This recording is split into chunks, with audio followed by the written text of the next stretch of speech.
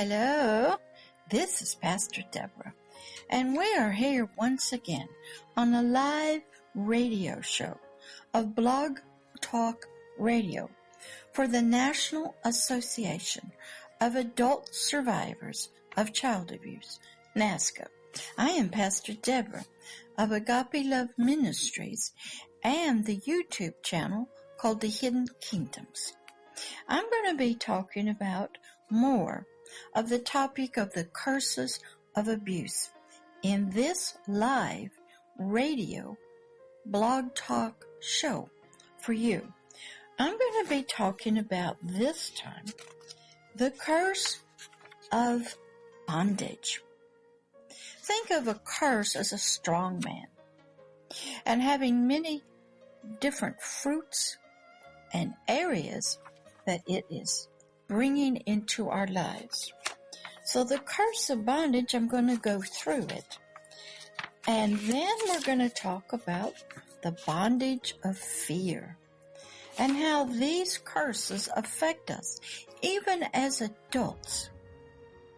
And in mental health counseling, you may be able to get them healing from them and many other methods of healing.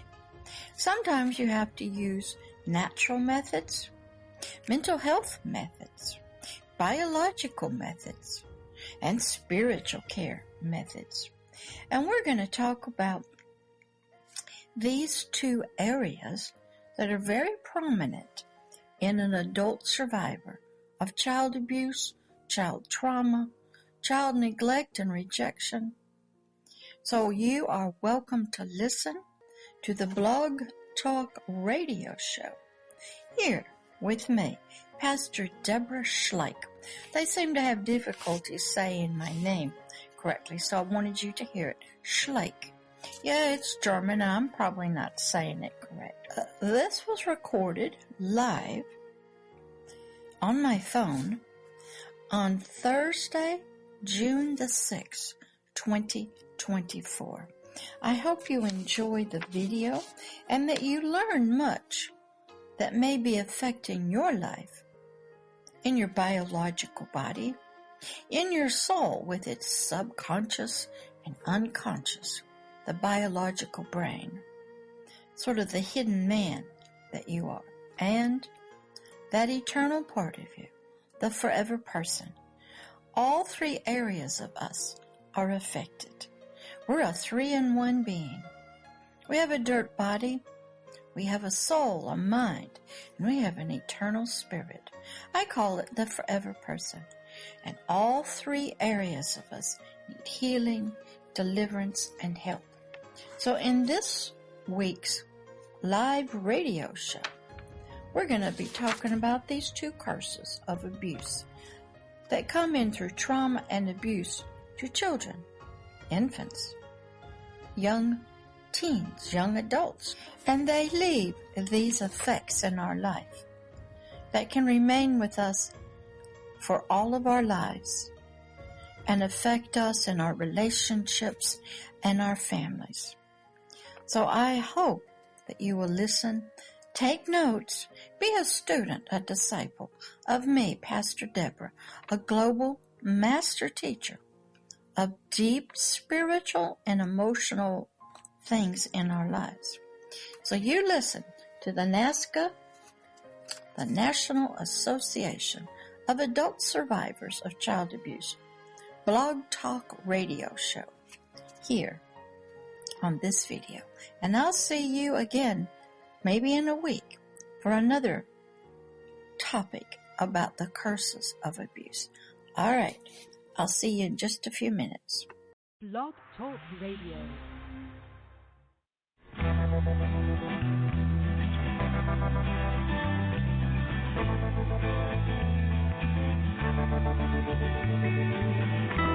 I stroll through the pictures,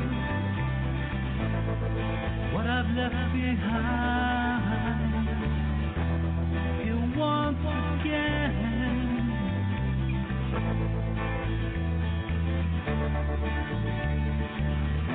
I'm locked up in memories, they all intertwine.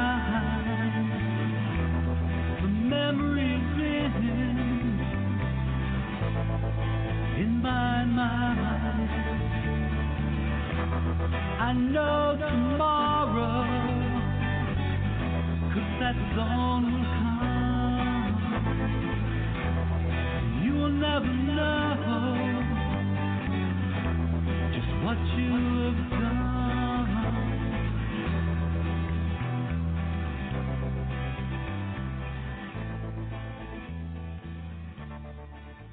Good evening, everyone, and welcome to Stop Child Abuse Now, Scan Radio Show number 3441. Scan is brought to you by NAASCA, the National Association of Adult Survivors of Child Abuse. And I'm going to read the mission statement of NAASCA. We have a single purpose at NAASCA: to address issues related to childhood abuse and trauma, including sexual assault, violent or physical abuse, emotional traumas, and neglect. And we do so with only two goals.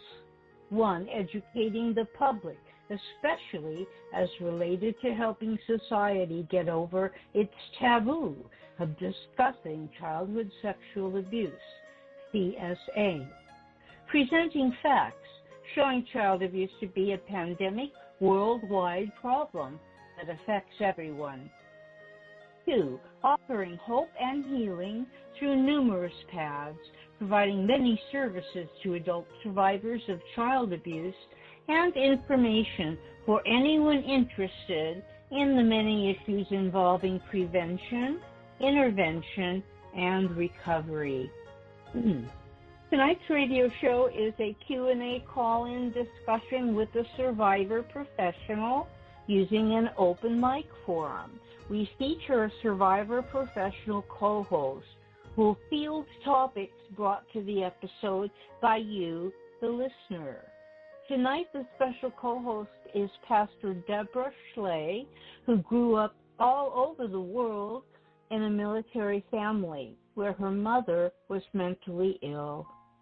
She is now a survivor professional living in Pensacola, Florida. She's trained in ministry, mental health, working with substance abuse, and is a trauma-informed social worker, all in one. She volunteers with many community organizations. Pastor Deborah says she can minister by text, phone, Skype, in person, and however the Lord directs her, 24/7. She teaches that humans have three parts, being a spirit, soul, and the physical body, and believes that all three are important and that each area needs care. We look forward to Pastor Deborah being an active member of the NAASCA family for a long time. And everyone's invited to engage in tonight's show by calling.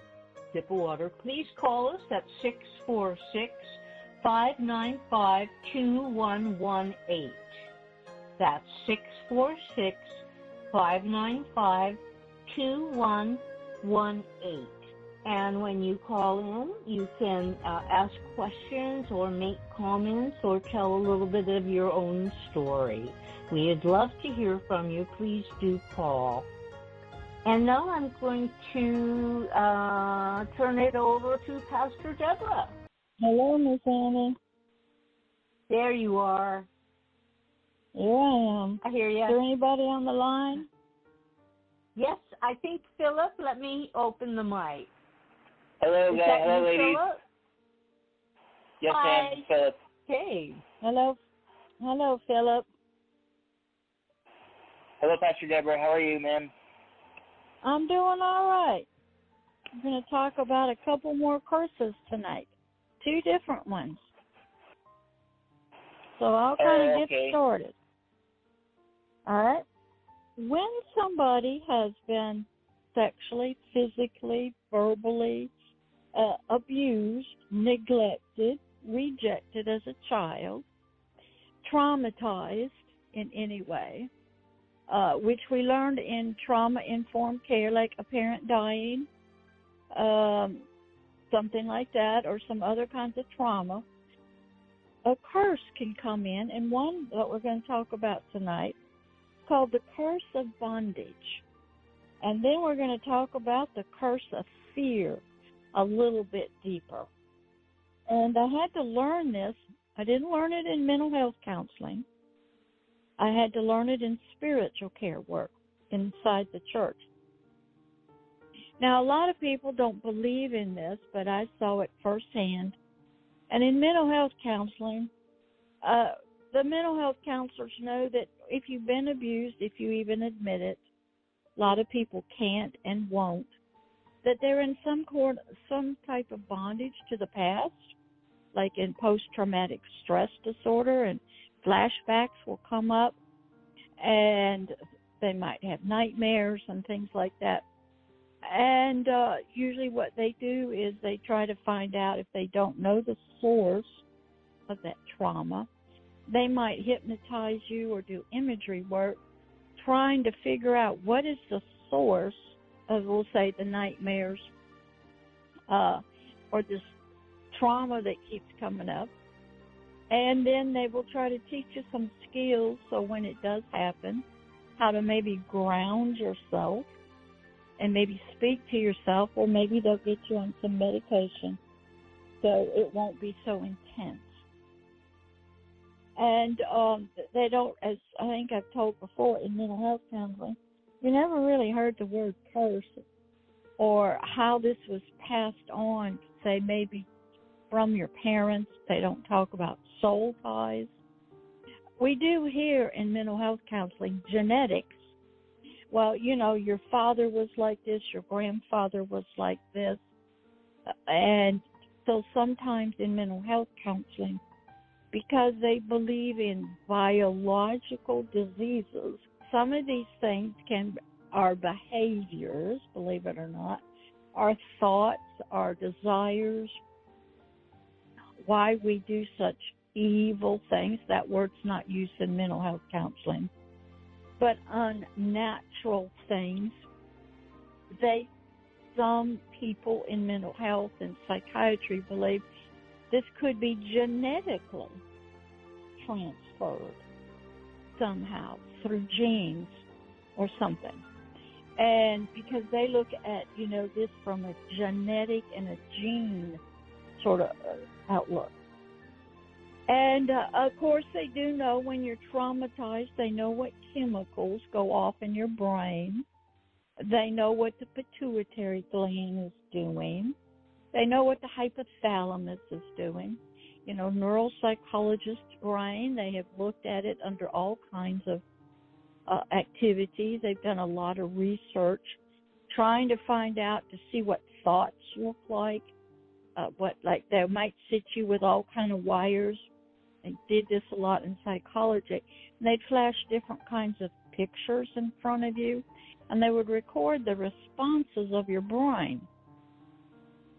And now in AI, there's a lot that's going on, artificial intelligence, that people that say have mobility issues or speaking issues, if you implant inside the brain a little chip, that it can read your thoughts and say, help your hand move, or speak to a robot. So they're really doing deep research with AI implants into the biological brain, even now. But what I got into when I left the mental health counseling world and sort of got thrown into the spiritual world, can everybody still hear me okay? Hello? I'm sorry, I had to unmute. I can hear you fine. Okay. So let's get into one of the curses called bondage. Bondage. And this has, if you think of these curses maybe as a big tree with a lot of fruit on it, and the tree produces different kinds of fruit. And what happens, I had mentioned about soul ties, when you get adversely affected through any kinds of means by another person or an event, Activity occurs with the smells, the five senses. So in the spirit, of the curse of bondage, one of the things that you get is you're always in fear. You have fearful thoughts, afraid of stepping out, afraid of you don't know who you are, afraid of doing something different than what you were told you should do, afraid of going to therapy, afraid of getting healing, afraid of dying, afraid of living, afraid of new things, afraid to get married, afraid to get divorced, afraid to build new relationships. Oh, they might find out about who I really am, or they might find out what happened to me and think less. So fear for anything. So in mental health counseling, you could have a fear of spiders, fear of snakes, going out. We know that means that you are afraid of death, that you're going to die if that spider gets on your arm. That's how intense it is. And if that fear gets so powerful and the chemicals are really released in your brain, they go into what they call panic attacks. You can't breathe, you might pass out, your heart rate goes up. So fear is a part of this curse of bondage. Another one is you can have addictions, alcohol, cigarettes, food, sex, gambling. Maybe now to social media, you can't stand to be off of it. It could be some people get addicted to physical exercise because adrenaline is going, and they love it, and the brain is in a happy time. And, of course, a lot of people don't realize it's our biological brain that gets addicted, and our feelings are affected by if we drink something, eat something. The chemistry that goes off in our body, it can affect our nerves. We can get numb from the pain. We can feel, relief. Curse of bondage means you get in bondage to something that's really harmful to you. And it could be just overeating or chocolate or maybe playing games on the thing or bicycling. You can get addicted where if I don't go do this, something bad's going to happen to me. Gambling, playing bingo. You can get addicted to other kinds of behaviors. Food, sweets, salty things, because it all changes the biological chemistry in our brain. And anything else, why would say playing bingo? Because there's a desire to win the big thing, lottery tickets. And that anticipation of winning, the chemicals are going off. They're good chemicals. You feel happy, excited. I could win $1 zillion. And then, boom, you crash. So you want that high going on because you're happy. Entertainment, sports. You get high, sort of, when you're at a sports event, watching it. You're eating, you're drinking, you're with friends, you're hooping and hollering. All kind of wonderful chemicals are going off in the brain. You're happy. You're not thinking about work. You're not thinking about being depressed or being abused or none of that. So your mind says, I want to stay in that. And so as soon as the game is over, you sort of come crashing down. Another one is you become captive to dark thoughts, dark ideas. Maybe you get into witchcraft or other spiritual dark things, or get into sort of off the beaten path. And you're trying to resolve some issues spiritually from the dark side. We saw that in the movie.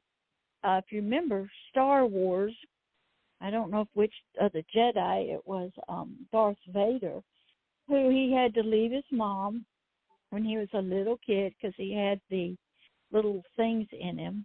And he was trained by other Jedis, but he never felt as good as anybody else. He was never a leader. And he had great fear of his mama dying. And what happened was in the movie, he turned to the dark side and killed other little Jedi children serving the Sith Lord. And the Sith Lord knew to speak to him about, you're my man. I'll lift you up. I'll make you the head Jedi master. You won't have to be a servant, of this other master Jedi because you deserve it. And he went and killed for the Sith Lord all these Jedi, and he turned evil, as we all know.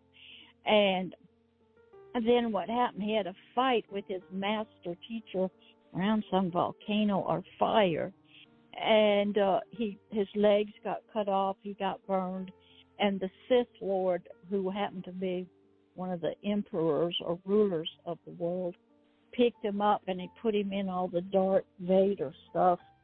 And so you can start off really good in childhood, and then something is said to you, you don't feel loved, you turn to the dark side, dark forces, come in bondage to that. And maybe it's jealousy or anger, or you just are argumentative.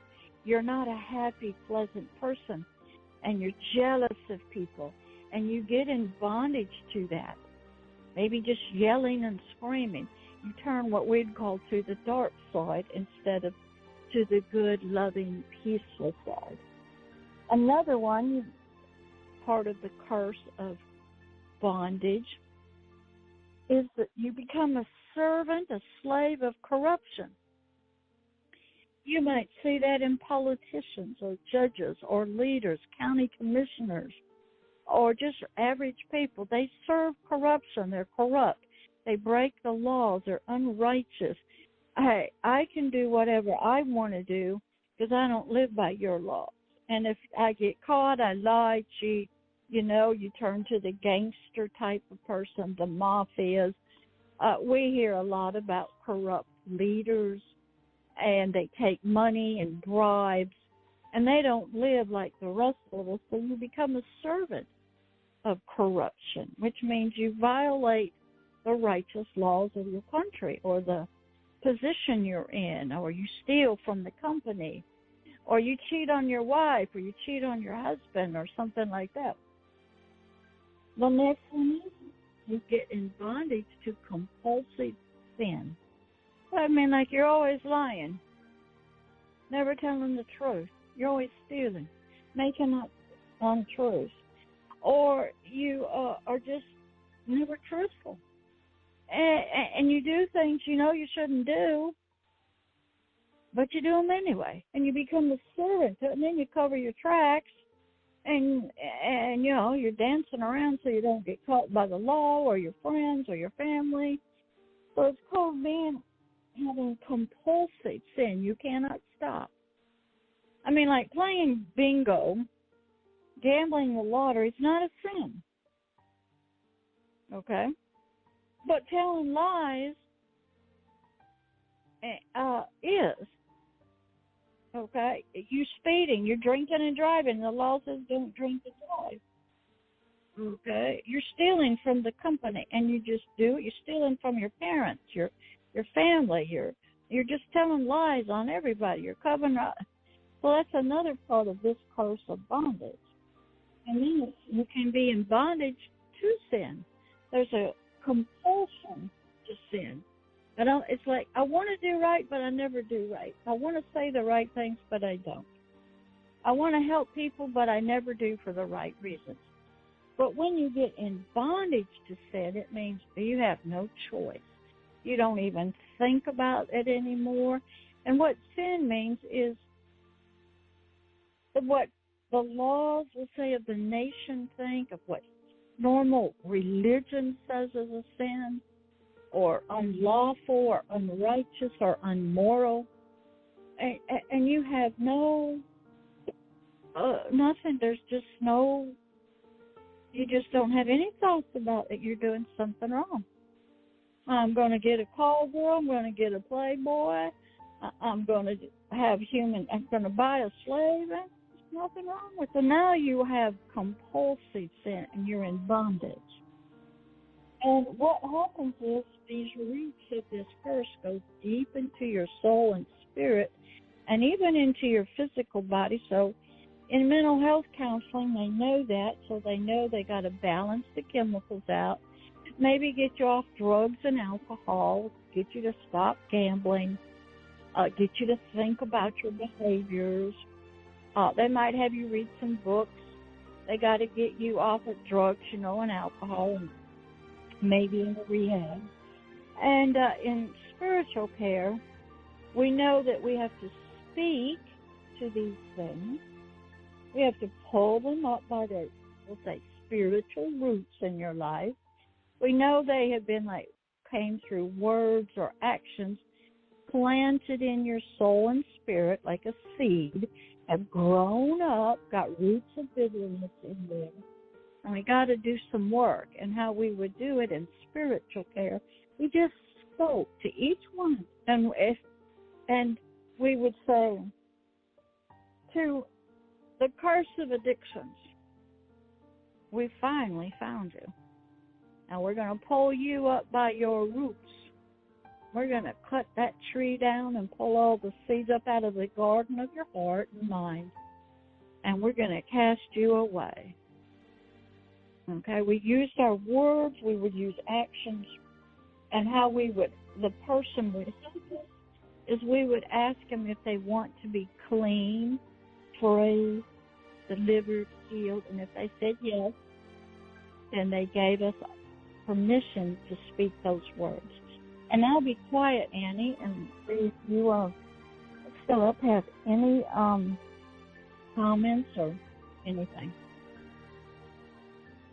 Thank you. Thank you so much, Pastor Deborah. Let me welcome Philip onto the show. Let's see. Hi, Philip. You have any questions or comments for Pastor Deborah? No, ma'am, not tonight. Nothing right now? No, ma'am. Okay, that's fine. Thank you. And I really identified with, I'm not sure if this is what you said or just what my mind blew it up into, but I wrote down addiction is planted in my soul like a seed, and it grew, and we need to cut it down. Is that what you said? Something like that? Yes, ma'am. We learned that our experience in spiritual work, we learned that our experiences as a child, words spoken to us, actions that were done, maybe neglect, or when we wanted attention or comforting, we got a piece of candy or a cookie. So we became addicted when we felt uncomfortable and needed comfort. Our bodies started craving sugar because that's what we were given, a cookie, food.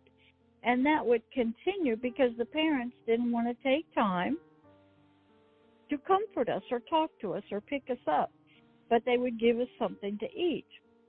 And that then our bodies, we go, when I get upset and I want comfort, what I learned was I eat something.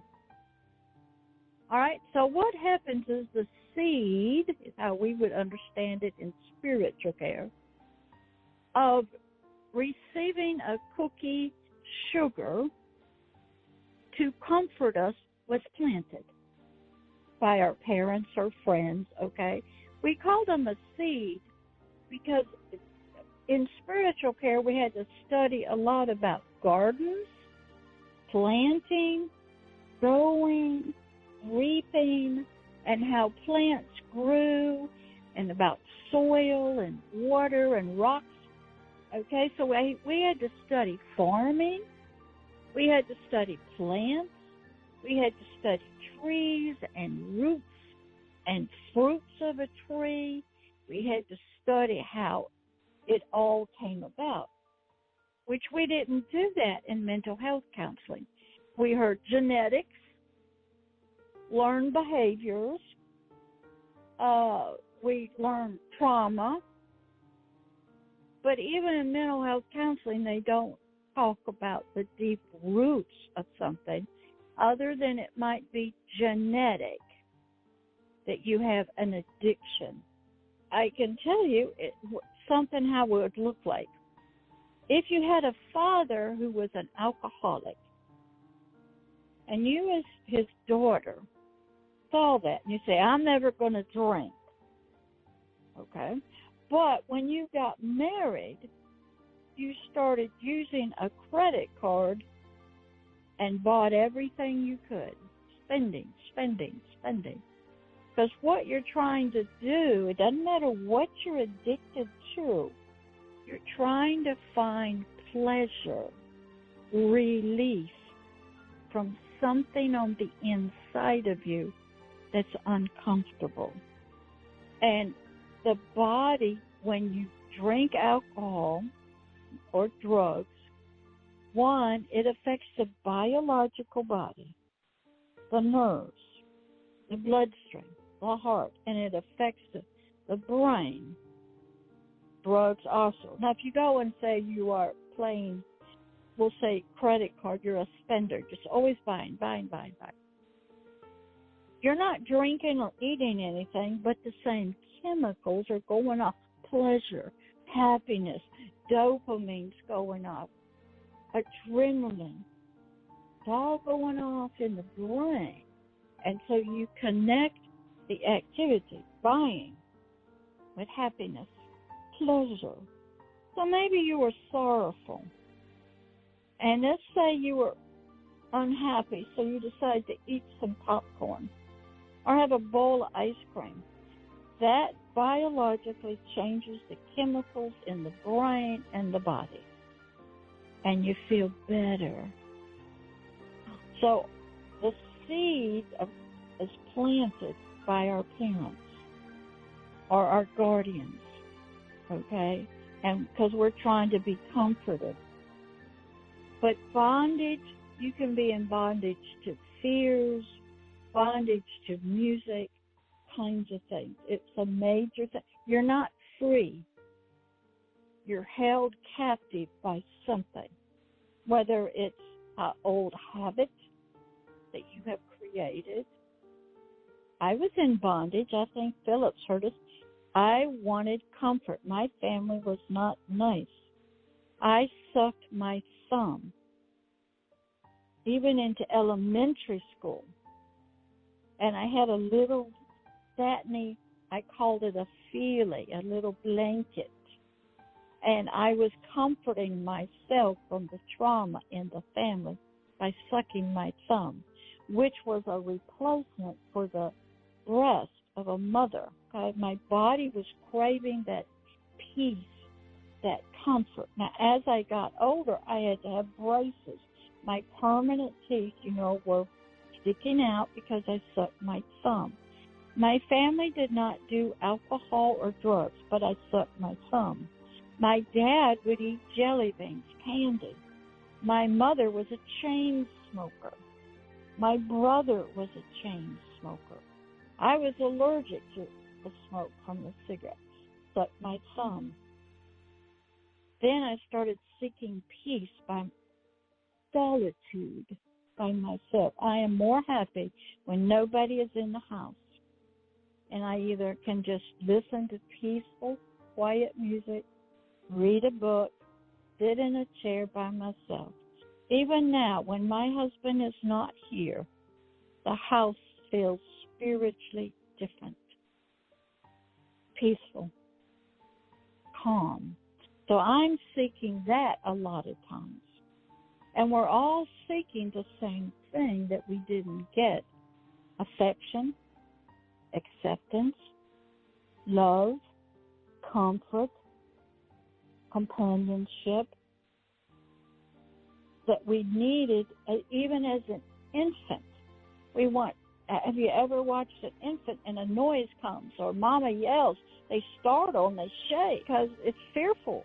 And we're seeking, the baby's seeking peace. Televisions are loud. Radios are loud. Music is loud. Yelling's going on. Screaming. Telephone. People always talking. Coming and going. Okay?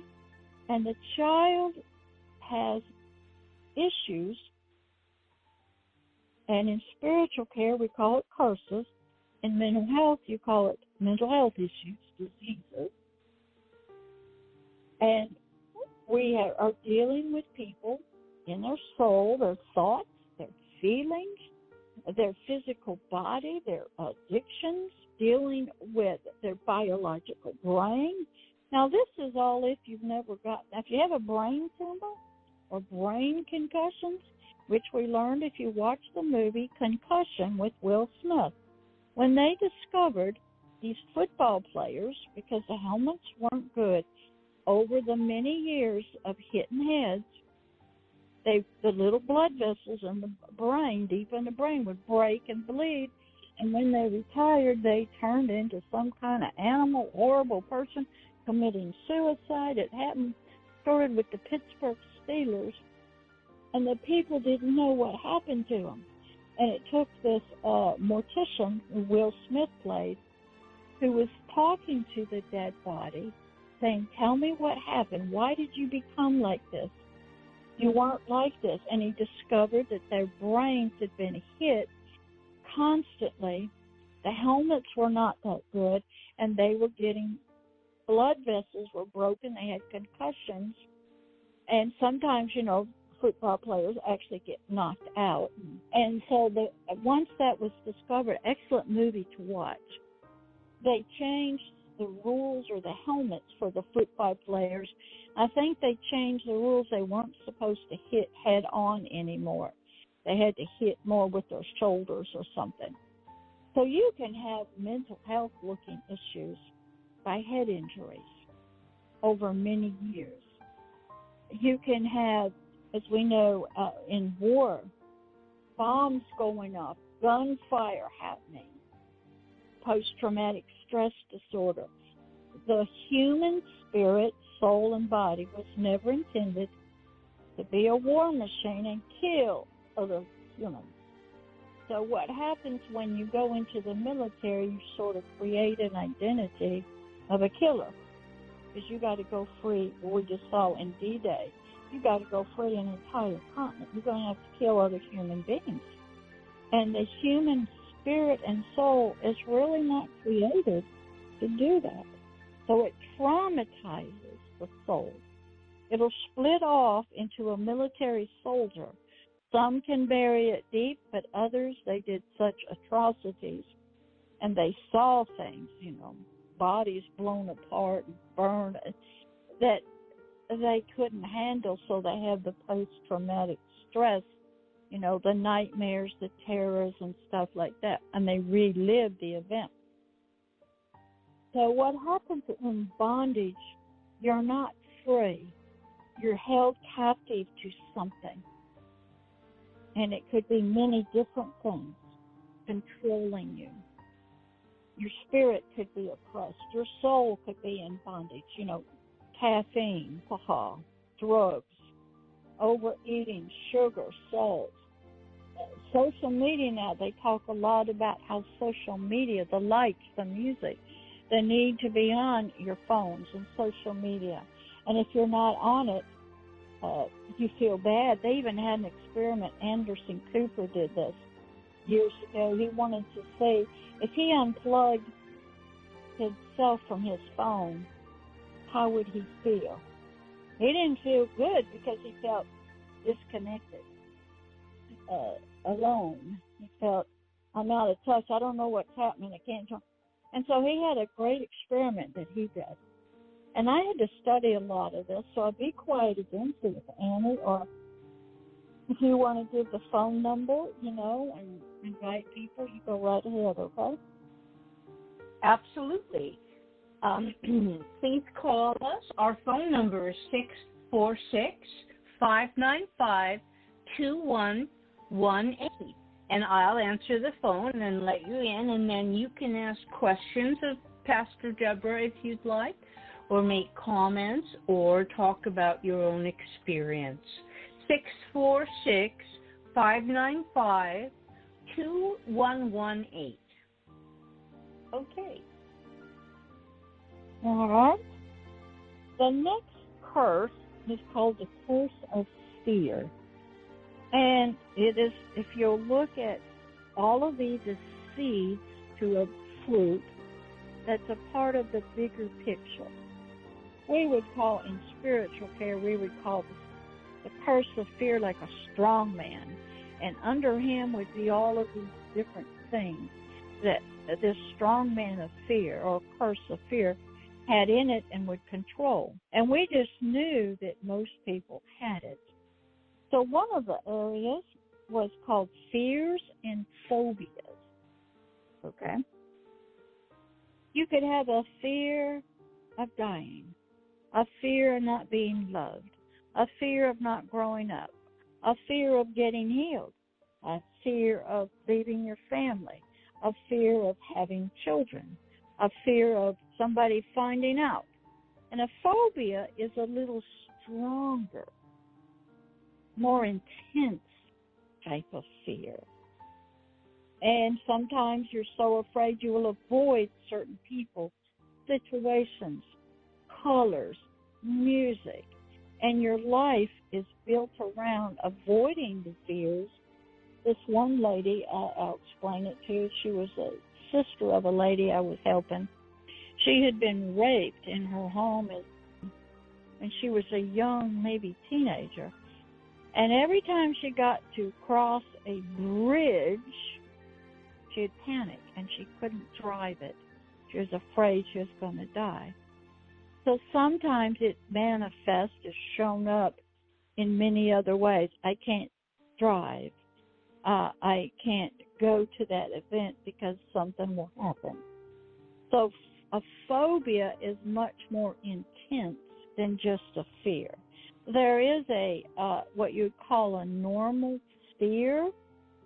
You know, you should be afraid of certain events and things because you could get hurt. And so you avoid it. So there is sort of a healthy fear that we should all have. But some of us, we have fears, you know, to some of the most weirdest things. Another area under the curse of fear is heart attacks.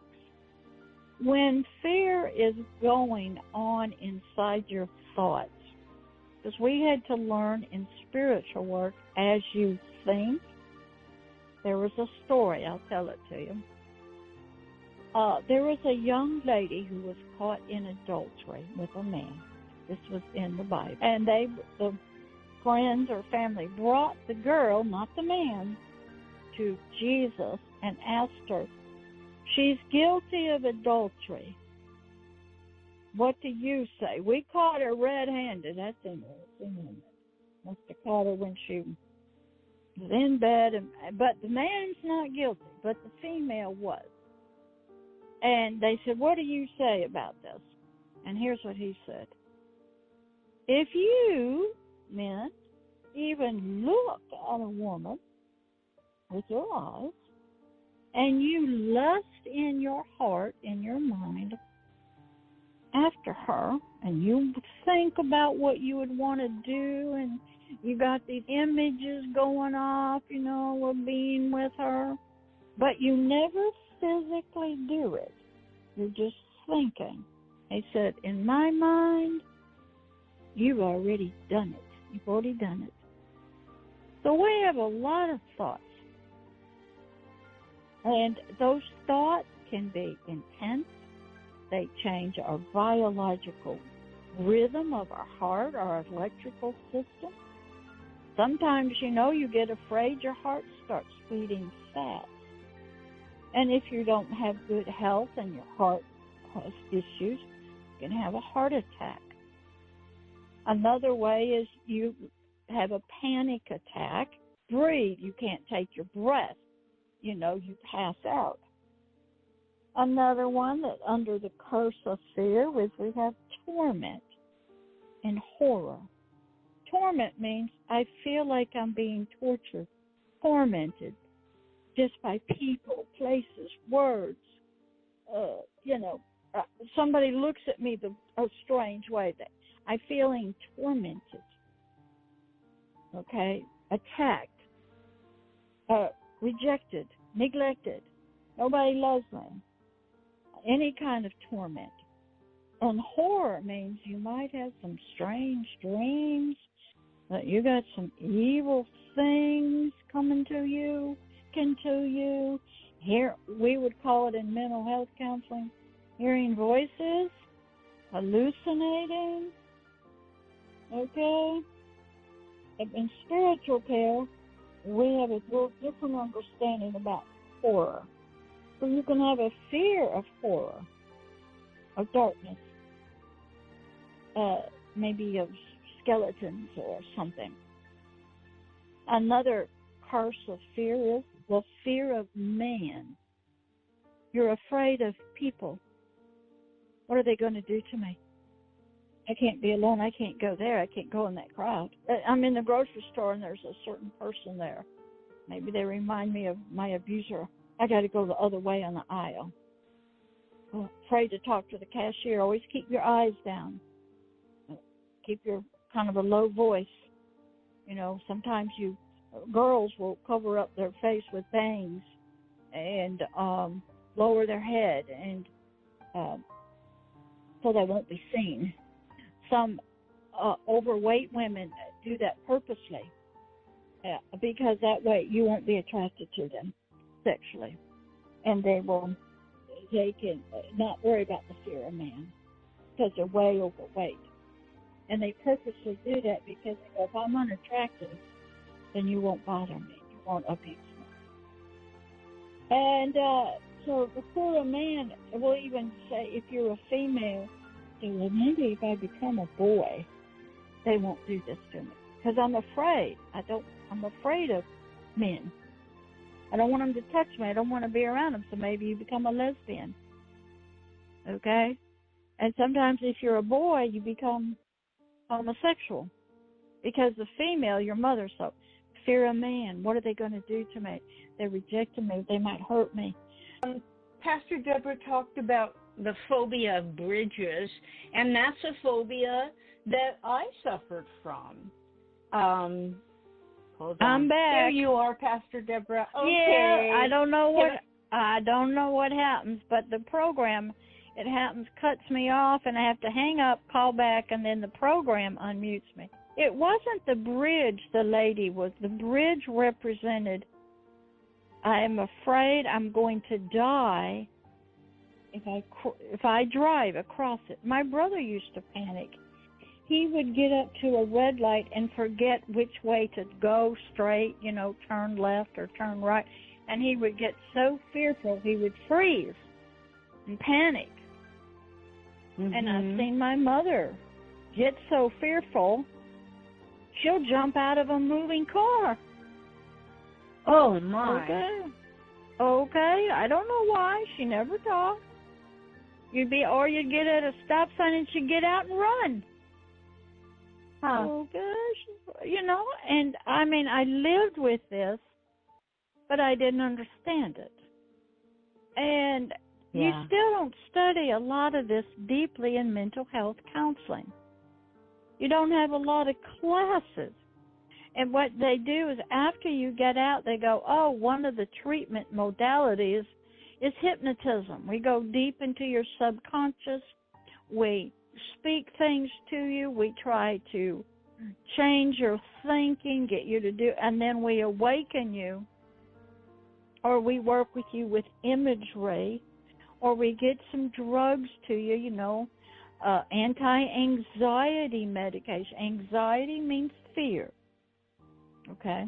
And fear is on a continuum, a phobia, but when it gets to the panic attack, that's when you could have a heart attack, your heart's beating, and it's very dangerous.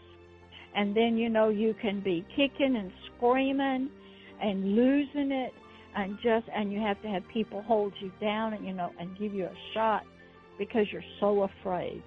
And then you get to that state, where you're just uncontrollable. Okay. And so all of this falls under this curse of fear. You can have nightmares and terrors, flashback, nightmares. A lot of people in mental health, we don't study nightmares.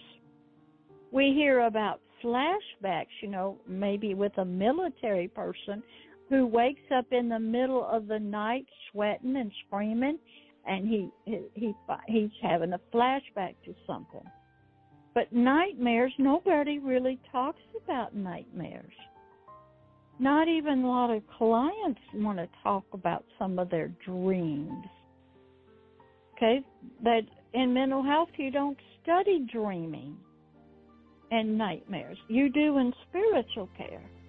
I had to learn how to understand what's happening. What part of us is dreaming? We had to study the subconscious and the unconscious. Okay, I had to go deep because people would say, I had some strange dreams. We used to have people tell us, this one lady I did ministry with, she said she could remember when she was 5 years old. Her grandfather's spirit would come through her window at nighttime and take her to a witches meeting. And we go, okay. That wasn't in mental health counseling. Was that a dream? She didn't know. How come when little kids say their teddy bears are talking to them? There's monsters under their bed. There's something dark in my closet. Okay? That's all fear. But is it real? Is it make-believe? Okay? Mental health didn't teach you any of this. Okay? And if you did, you had to almost be at the PhD level to understand it. And master's levels didn't get anything about dissociative identity disorder and how to do it. You didn't get taught how to hypnotize. That all came later. And I took imagery training, how to speak to somebody and get them to I wanted to comment on one other thing that Pastor Deborah said, and that was being guilty for your thoughts. Here she is back again.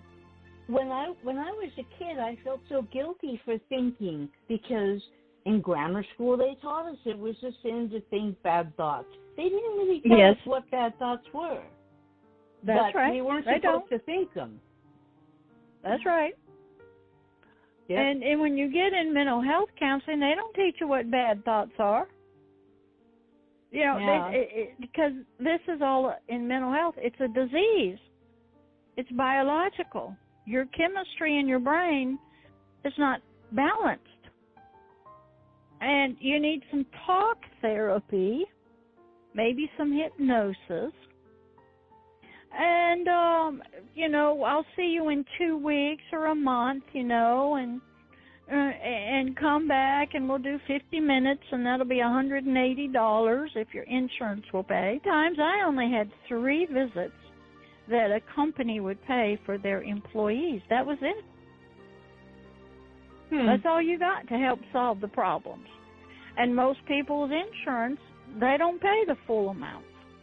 Many psychiatrists, they don't take insurance. You pay cash. It's $180 to see them. They're going to get you on medication. They're going to make sure your body's responding to it. And then they pretty much figure you're pretty much straightened out. Go have a life. And they separate it out in mental health counseling from drug and alcohol addiction. They were on 2 different spectrums. You didn't get anything about drug and alcohol rehabilitation in mental health counseling. There was no classes in that. There's nothing about peer-to-peer, nothing about storytelling in mental health counseling. It was pretty much one-on-one, taking your medication, and they would tell you, if things get real bad, just go to the emergency room. Okay? Call 911. And spiritual care was so different.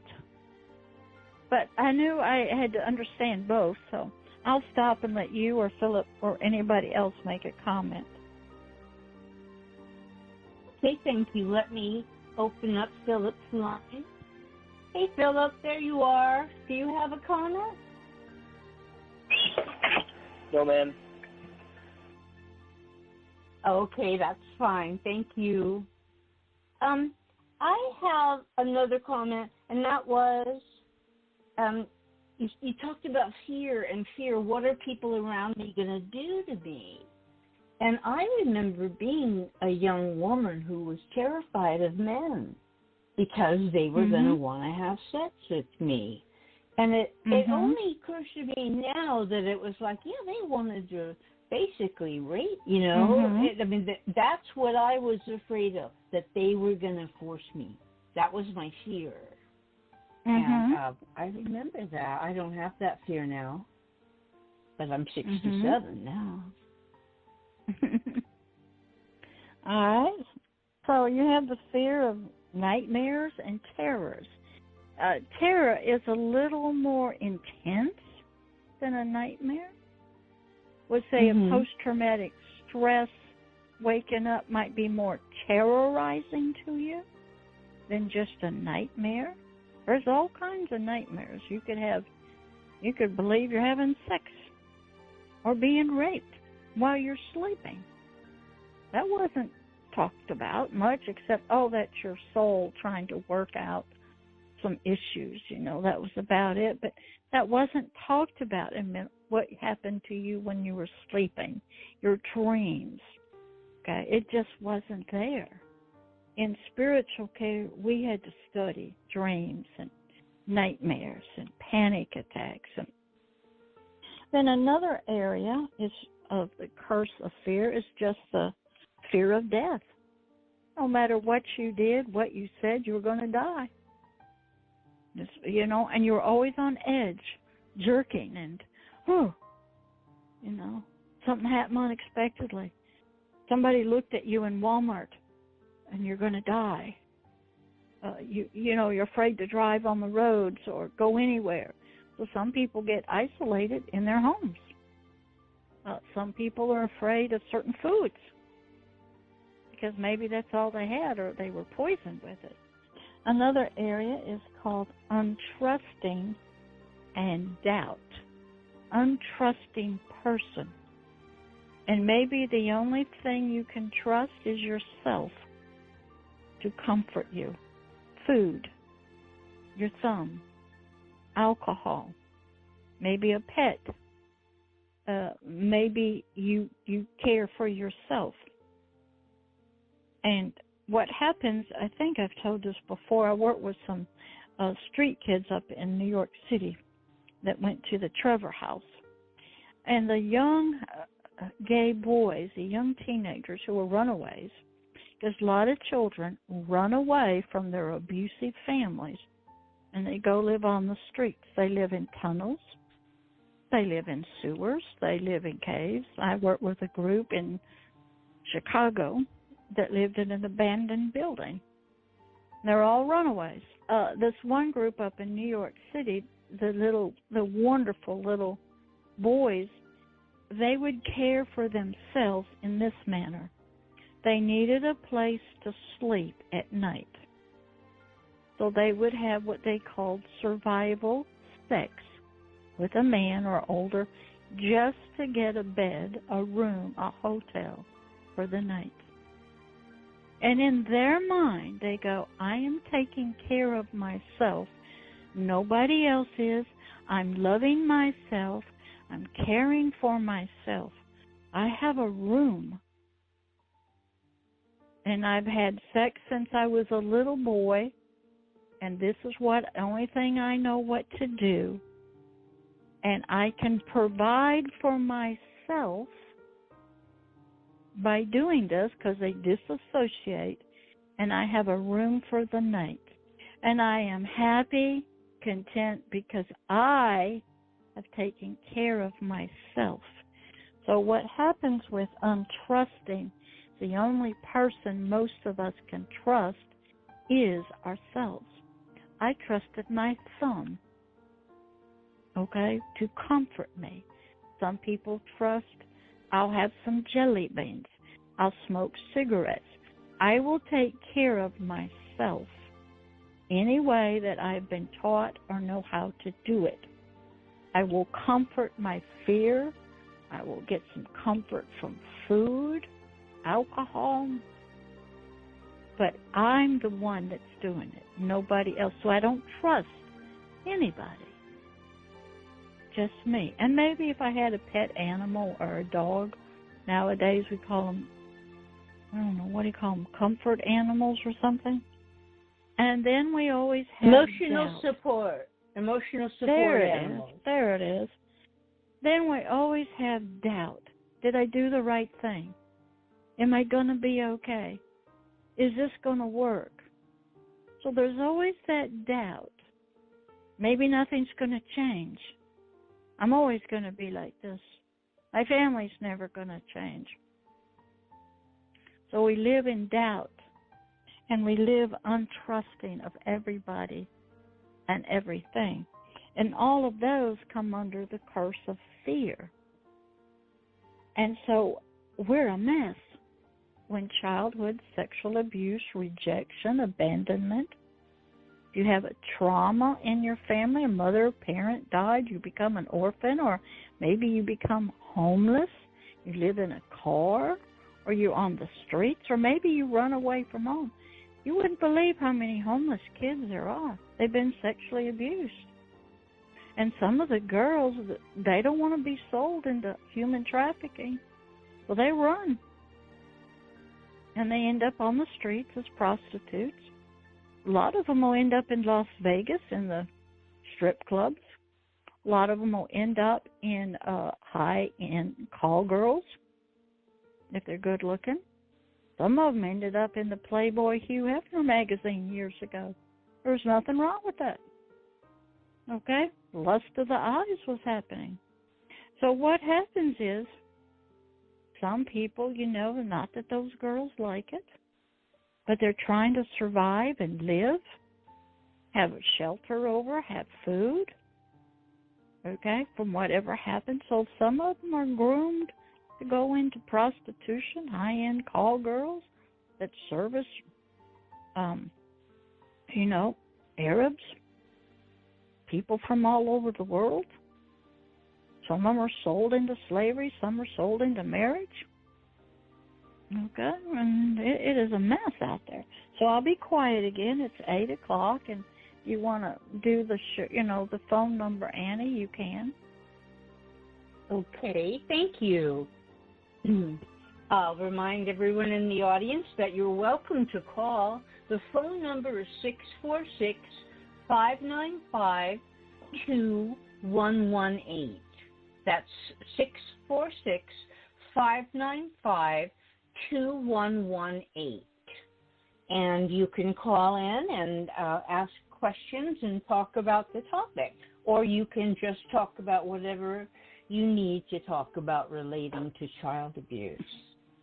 And let's see, what did I write down this time? I wrote down, I'm not sure if I got the right thing from you, but I got the idea that because of my abuse, I became very self-sufficient. I can take care of myself. I can do anything. Nobody can help me. I can do it. That's correct. I'm still kind of that way.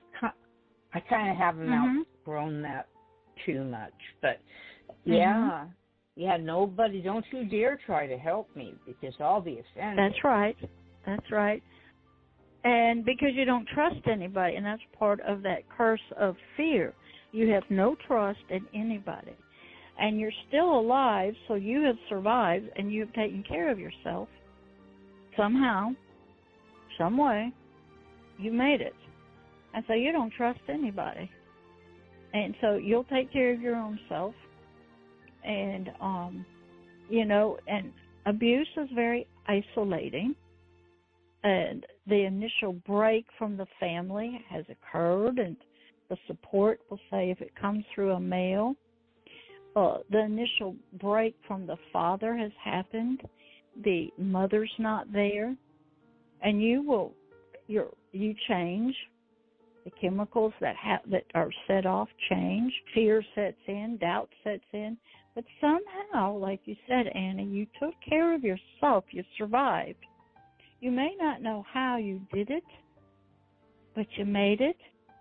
And you don't trust anybody because you've already been there. You couldn't trust Mama, couldn't trust Daddy, couldn't trust Grandpa, couldn't trust the system.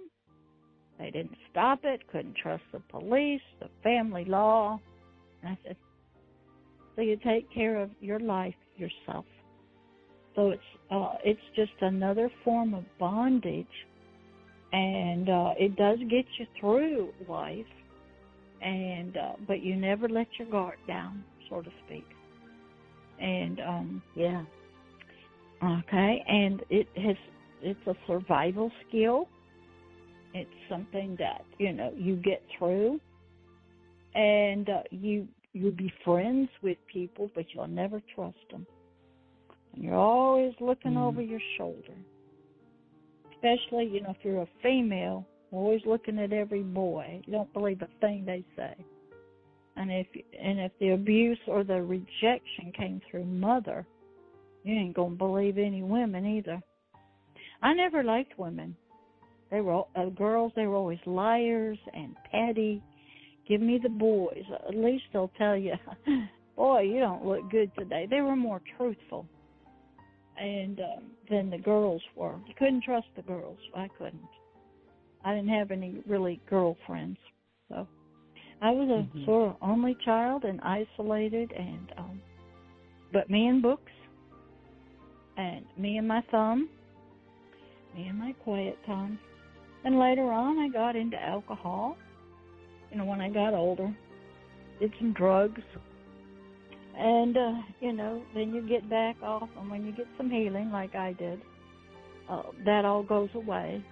But I still love my peace and quiet. Oh, I treasure that. And so curses are real to children who are abused. They can come through generations. Even your name can be a curse. I was telling people that you weren't here, but some kids get the name of Adrian. Sounds beautiful, but it actually means Dark Lord. All right, so let's say your name meant Tiger, Black Panther. Well, every time they call your name, they're calling you an animal, a black, ferocious panther. Your identity through words and naming your image. A lot of cultures name you after an animal. They want you to have the animal spirit and characteristics. Some people, I go to Walmart and the cashiers, they have beautiful girls or guys. I said, what's your name mean? They go, I don't know. See, I know my name, Deborah, means judge and prophetess, warrior and king. I had to study my name. Your names, even if they come back from Rome or Greece or Egypt, they all mean something. So every culture names their children, okay, after something, hoping they'll get the qualities, the characteristics, and the spirit of that person or that animal that has that name. So our image, our character, can have generational issues that aren't good, and we don't even know it. We might get called dirty names we don't even know what they mean.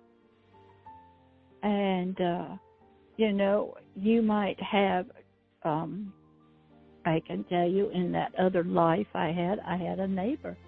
I'd sit with him and his family, and he'd put my hand in his pants.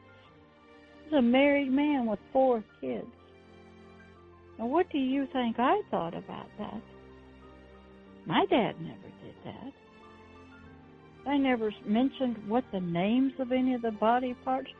I don't think till you get into maybe high school, you have any classes in sex education or anything. So as a child, we get nothing. We don't even half the time, we don't even know what our body parts are, and they're already abused. Yeah. So a lot happens to our mind, our thoughts, our body, in both from the mental health world and from the spiritual world. And I spent years, like about 4 years of college, 2 more years in graduate school, studying lots of books for a state test. I was under the Department of Medical Quality Insurance, where dentists were, and doctors and nurses considered a medical person who could diagnose medically a mental health problem and treat this disease. Okay? And what we used was the DSM, the Diagnostic Statistical Manual. And it's changed over the years, and it's in connection with the American Psychiatric Association and the World Health Organization. And they put numbers like depression would have a number. And if you've had it 6 months, a year, if you had depression with anxiety. Because in the insurance world, the insurance companies use numbers because it's all medical. Everything, has a number to it, every procedure, everything. So I was in that type of world and language as a mental health counselor. Could work in hospitals, could write in medical charts, sit with doctors, sit with nurses, medical social workers. I did neuropsychological testing, okay? Medical diagnosis. Spiritual care was so different, okay? I had drug addicts, so I had to understand drug addiction on the body, the mind, and the soul. I had to understand drug rehab, okay? Alcohol rehab. But then I had to get into curses and spiritual care, which was so totally different. Do you want to make another comment, Miss Annie? Let me see. I take a lot of notes. I thought it was interesting that you said that names can be curses. I thought about that old song, I'm a Boy Named Sue. Remember that? Where his dad gives him that name. Yeah. A lot of my name means grace, which is kind of a harmless name. I didn't get leopard or anything. Some parents, they wanted to speak blessings. That's what we learned in spiritual care, by the name they gave you. Sometimes you had no choice, culture, tradition, or religion. You were trying to give honor to maybe a prophet. A lot of Arabs and Islamic people are named Muhammad because they want that spirit of Muhammad that was close to God and leadership. So they honor him by naming their children Muhammad. And then it's like that in every nation, every culture, every race. Now, some, like the American Indians, the mother, whatever animal she saw after birth, she would give that name. We'll say like running bear, white deer, black crow, eagle, because they wanted those spiritual characteristics of that animal in that child to help them survive. And many people, they name, we'll use Prince William of England. His name is William George, la, after all of these other kings. So that makes a spiritual connection to each one of those people of royalty. Okay? So our names are vital to us. And some abused kids, when they grow up, they change their names legally. And what I also had to learn is when you got sexually abused, you create parts. We'll use the 3 faces of Eve. The little girl was named Eve. She had to kiss her dead grandmother. That was the culture to say goodbye, so you wouldn't mourn so much. Couldn't do it as Eve White. She split, and Eve Black, who was a tough cookie, did the kissing. Now, the little girl didn't know what happened. She was just screaming in terror in the movie. And later on, Eve White gets worse and worse, downcast and depressed. She gets married. She's just so depressing.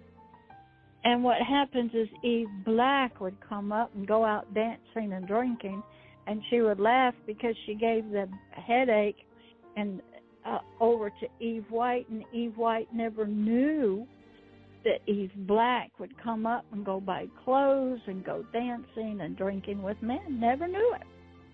But Eve White, the original personality, was getting weaker and weaker. And when she tried to kill her daughter, strangle her, for some reason, or was Eve Black, they ended up with a psychiatrist.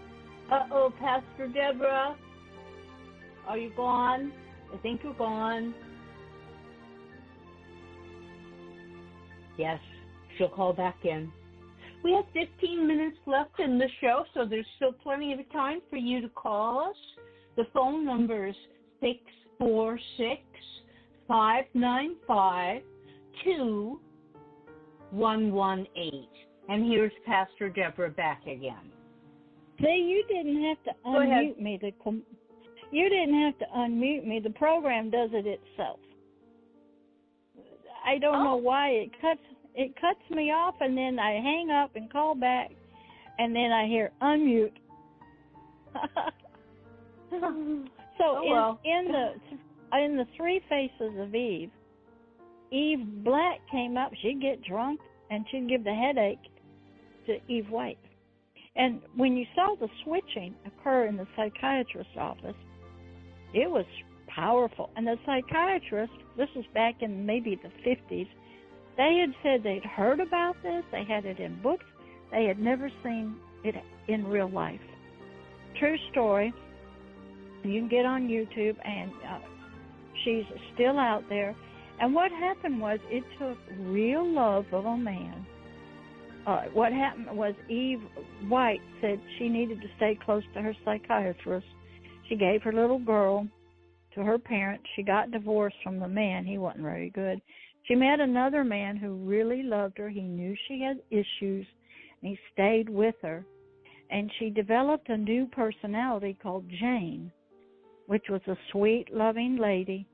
And what happened in the psychiatrist's office, Eve White said she thinks she needed to go. She was very tired and was dying.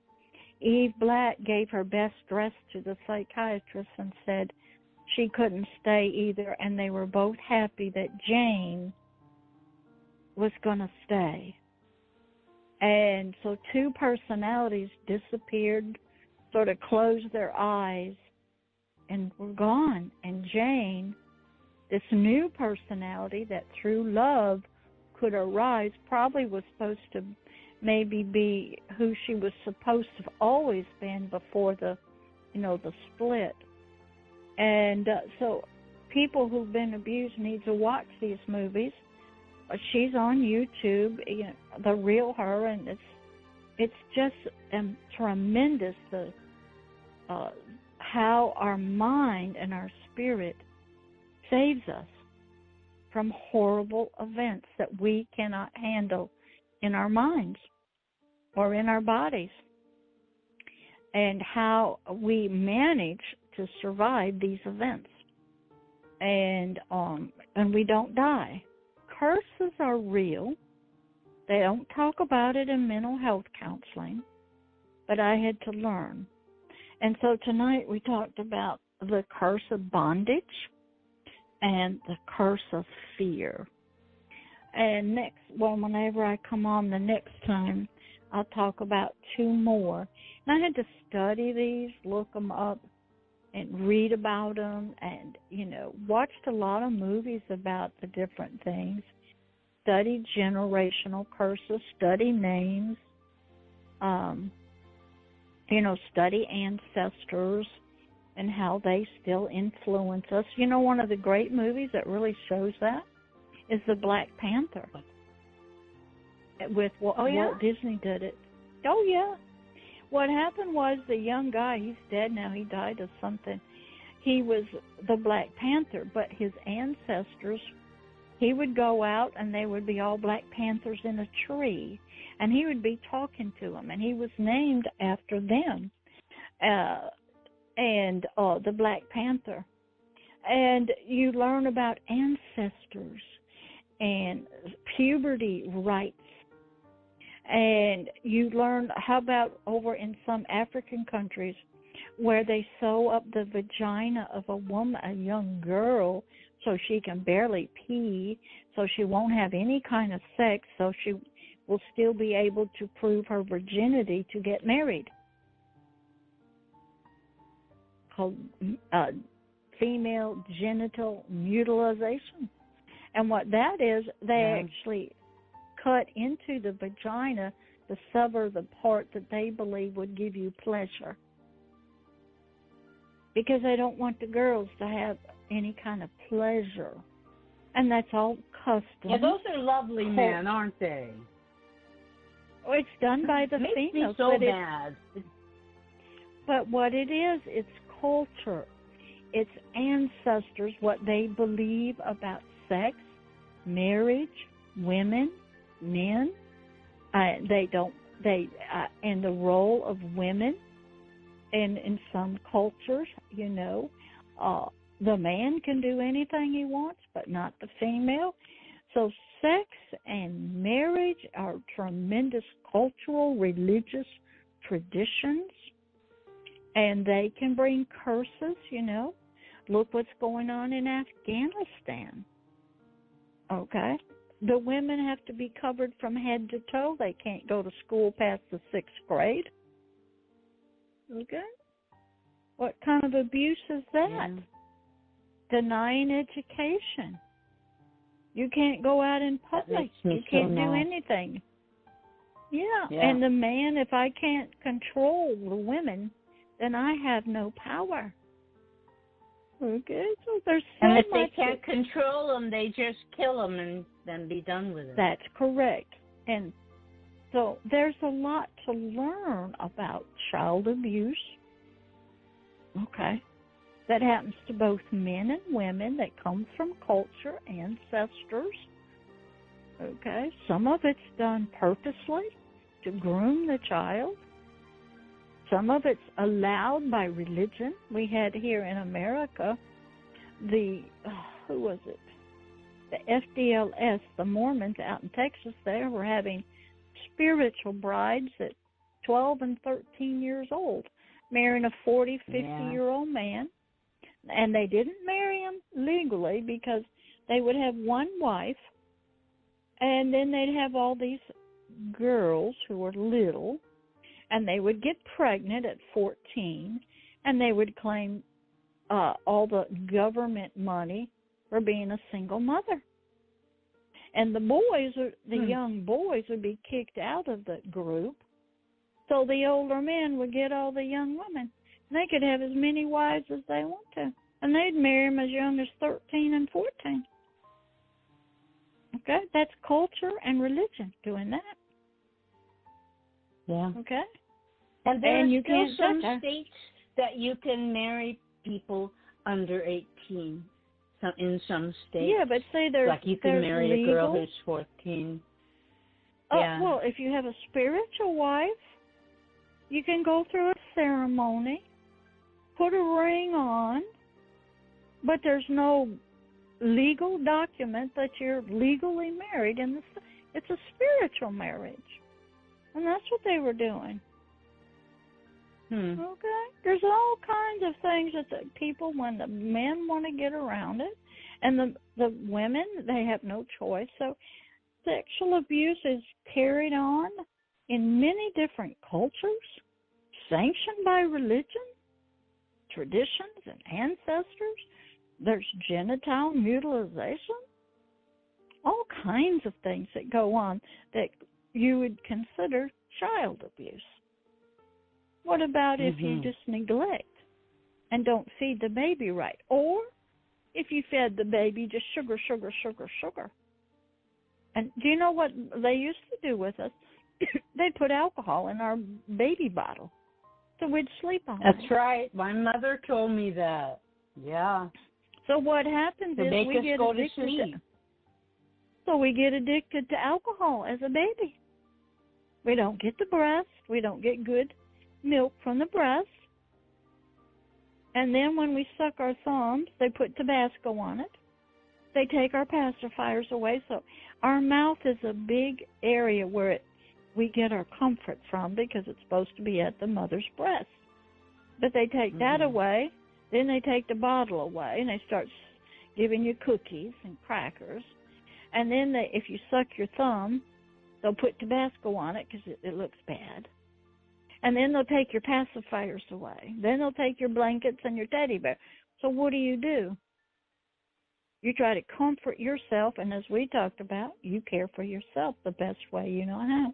And Annie, I got about 8:24. That gives us 6 minutes for you to close out, play the music, and do whatever you want to do. Okay, the studio says we only have 5 minutes, so which is a long time, really. I will play the music, but before I do that, I'll say thank you, thank you, thank you. As always, you've done a fabulous job tonight, and I've learned so much. And I hope that the audience has too. And which nights of the month do you come on the show, Pastor Deborah? During the summer, I think Kim either said the first Thursday and maybe the second Thursday. But it could also be, I might be on next week, and then I might be on the next week. I'm not sure. Then in July, I know it's either the second or the third or the first and the second. What I told Kim to do was just put it on the NAASCA website, and it will show, Thursday, my name and who I'm with. I know when there's a 5th Thursday of the month, I told her I'd do that. I'm trying to help her out through maybe August or September so she can go on a break and she doesn't have to worry. I could do it every week, But I think she said she's got somebody new that's going to come on. So, and sometimes, like, what will happen, I'll get a text like I did from you. I looked today, and there my name was. I wasn't expecting it, so I'm open. If it's next week, I'll be here next week. If it's the next, I'm kind of going with the flow to help Kim out. Yeah, that's great. Yeah, that reminds me, I've got to take a week off in July. Well, I told her she needs, she just got divorced. She wants a vacation. Yeah. I said, just get a couple of us. We can cover, there's only 4 Thursdays every month. And I said, if she can't find anybody, I got a lot to talk about, and I can talk just to give her a break so she doesn't have to worry, about scheduling until maybe the fall. And so just trying to pick up slack for them. Yeah, so I could be back next week. It'll be on the website. Right, that would be great. You go to the website, which is... Yeah, that's where I go, and I see my name there. Go ahead. The website is NAASCA.org. That's NAASCA.org. And that stands for the National Association of Adult Survivors of Child Abuse. And the radio show is on Tuesdays and Wednesdays at 8 p.m. Eastern time. No, Wednesday 8 p.m. Wednesday Eastern time. Yeah. What And did I Wednesday say? and Thursdays. I don't know, but it's not I said it Tuesday. It's wrong. Wednesdays and Thursdays. I'm For right sorry. now, I think. Wednesdays and Thursdays. We're here. Yeah. At 8 o'clock Eastern Time, 5 o'clock Pacific Time. And you're always welcome to call into the show and be a part of it. And now this has been Stop Child Abuse Now. I'm Annie Marges, one of your co-hosts tonight. And now I'll play the music.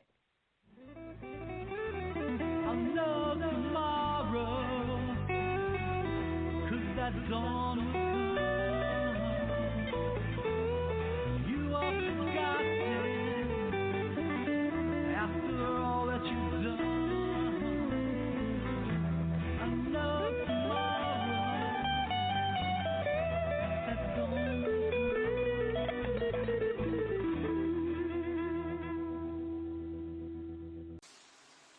Once again, I want to thank everybody for listening and watching here on Blog Talk Radio with me, Pastor Deborah, as I taught on the curses of abuse. I always enjoy teaching and hearing comments. It's a long road to healing for most of you, and child abuse and trauma affects all of us, and it's still going on. So I want you to continue to follow NAASCA, the National Association of Adult Survivors of Child Abuse, on Blog Talk Radio.